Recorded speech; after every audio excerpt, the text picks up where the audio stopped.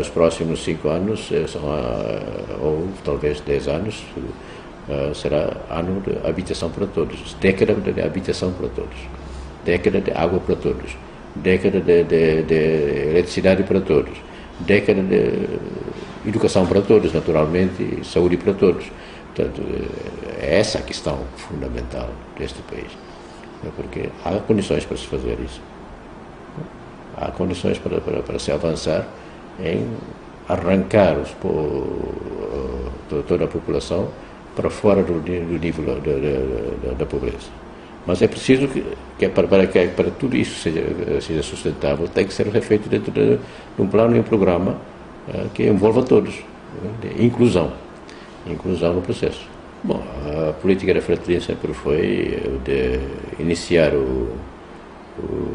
todo o processo de desenvolvimento de base para o topo.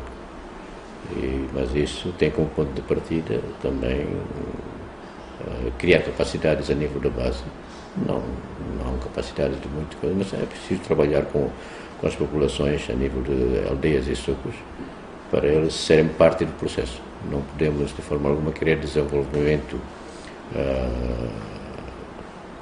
como uma dádiva. Portanto, e as pessoas depois também não sentem o que recebem como seu.